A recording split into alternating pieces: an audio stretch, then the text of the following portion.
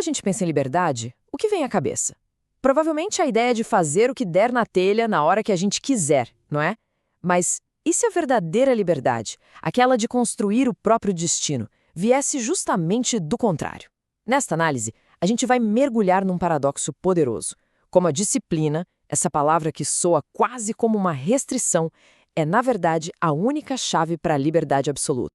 No fundo, a vida se resume a uma escolha bem fundamental. De um lado, existe a possibilidade de ser um escravo do impulso, sabe? Guiado pelos humores, pelos vícios, por qualquer coisa que o mundo jogue na nossa frente.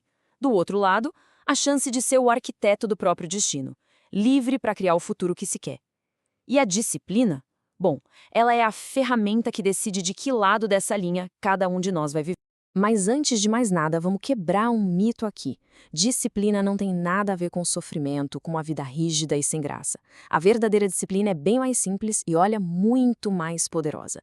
É a capacidade de fazer o que precisa ser feito na hora certa. Não importa como a gente esteja se sentindo. É uma escolha estratégica, inteligente para construir um futuro melhor e não uma forma de se punir. Ok, nosso roteiro hoje está dividido em 5 partes. Primeiro, vamos desvendar esse tal de paradoxo da disciplina. Depois, a gente mergulha na ciência por trás do autocontrole. A partir daí, vamos para a parte prática com 3 pilares essenciais. Vamos ver como isso cria uma confiança de verdade e, no final, a gente chega no nosso objetivo, a liberdade suprema.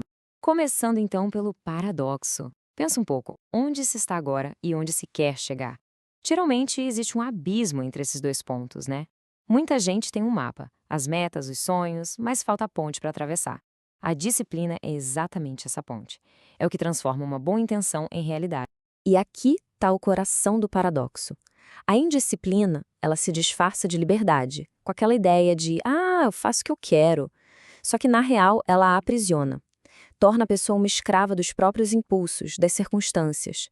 Já quem é disciplinado conquista a liberdade de verdade. A liberdade de escolher o próprio caminho, de viver de acordo com seus valores e de efetivamente construir o futuro que deseja. Isso nos leva direto para a ciência por trás do autocontrole. Porque veja bem, disciplina não é um traço místico de personalidade com o qual algumas pessoas nascem. Não. É uma habilidade do cérebro. Uma habilidade que pode e deve ser treinada. E a ciência nos mostra direitinho como fazer isso. Dentro da nossa cabeça rola uma batalha constante. De um lado, temos o sistema límbico, que é a parte que busca prazer imediato, aquele famoso eu quero agora. Do outro, o córtex pré-frontal, que é tipo o CEO do cérebro, o responsável pelo planejamento e pelas decisões de longo prazo. Disciplina, em termos científicos, nada mais é do que o ato de fortalecer esse CEO, o córtex pré-frontal, para ele poder gerenciar os impulsos do sistema límbico. Uma descoberta fundamental aqui é o conceito do reservatório de disciplina. Imagina que a força de vontade é como a bateria de um celular. A gente acorda com ela em 100%. Cada decisão, por menor que seja, o que comer, que e-mail responder primeiro, gasta um pouquinho dessa bateria. É exatamente essa queda que a gente vê aqui ao longo do dia. É por isso que as batalhas mais importantes precisam ser vencidas de manhã com a bateria cheia. Então, a pergunta de $1 milhão é: como proteger essa energia? A estratégia é simples e genial: automatizar. Reduzir ao máximo o número de decisões sem importância durante o dia, como o que vestir ou o que comer no café da manhã. Assim, a energia mental fica guardada para as decisões que realmente importam, que vão mover a vida para frente. Agora que a gente já entendeu a teoria, vamos para a prática. A fonte que a gente analisou apresenta um sistema super robusto construído em cima de 3 pilares fundamentais para transformar a disciplina num hábito que não se negocia. Esses 3 pilares, eles se conectam e criam um sistema poderoso. Tudo começa com rituais matinais que são sagrados para já dar o tom do dia. Em seguida vem a gestão estratégica de energia, que é bem diferente de gerir só o tempo. E finalmente, o motor que impulsiona tudo, o acúmulo de pequenas vitórias diárias. Vamos dar uma olhada em cada um. O primeiro pilar começa antes mesmo do sol nascer. Uma manhã de alta performance não acontece por acaso, ela é desenhada. Começa com um despertar consciente, sem botão de soneca. Depois, passa pela ativação do corpo, calibra a mente com meditação ou planejamento e, o mais importante, culmina na hora da vitória. Um bloco de tempo focado na tarefa mais importante do dia. Fazendo isso, o dia já está ganho antes mesmo de o mundo acordar. O segundo pilar é uma virada de chave. Muda o foco da gestão do tempo para a gestão de energia. A gente opera com 4 tipos de energia, como podemos ver: a física, a emocional, a mental e a espiritual. Pessoas de altíssimo rendimento não tentam espremer mais horas do dia. Elas gerenciam e renovam ativamente cada um desses reservatórios para operar sempre no seu pico de performance. E o terceiro pilar é todo sobre criar embalo, sabe? Momentum.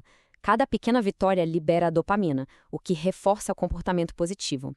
A sugestão aqui é ter 5 vitórias diárias inegociáveis, começando com algo tão simples quanto arrumar a cama. Essa sequência cria um ciclo de feedback positivo que vai tornando a disciplina cada vez mais automática e menos dependente daquela força de vontade que a gente sabe que acaba. E quando esses pilares entram em prática, algo incrível começa a acontecer. A autoconfiança deixa de ser um conceito abstrato, uma coisa que a gente fala, e se torna uma realidade concreta, baseada não em palavras, mas em provas diárias de capacidade. Essa equação aqui é de uma simplicidade que chega a ser genial. Pode esquecer as afirmações vazias na frente do espelho. A autoconfiança de verdade é construída, não declarada. Ela vem do ato de manter as promessas que fazemos a nós mesmos.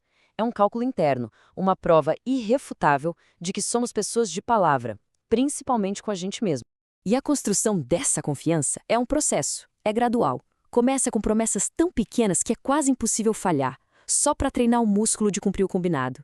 Depois, a dificuldade aumenta um pouco, para construir consistência. E por fim, vêm as promessas realmente significativas, aquelas que não só constroem confiança, mas que forjam uma nova identidade. É claro que o caminho não é uma linha reta. A disciplina vai ser testada. A fonte identifica os 5 sabotadores mais comuns, desde o cansaço para tomar decisões no fim do dia até um círculo social que joga contra. A chave é antecipar esses desafios e já ter um plano para neutralizar cada um deles antes mesmo que apareçam. E quando a falha acontecer, porque ela vai acontecer, o que separa quem tem sucesso não é nunca cair, mas a velocidade com que se levanta. Esse protocolo de recomeço é crucial, sem drama, sem culpa. Apenas uma análise fria do que deu errado, um ajuste no sistema para evitar que se repita e um retorno imediato à ação. Uma falha é um dado, não é um veredito final.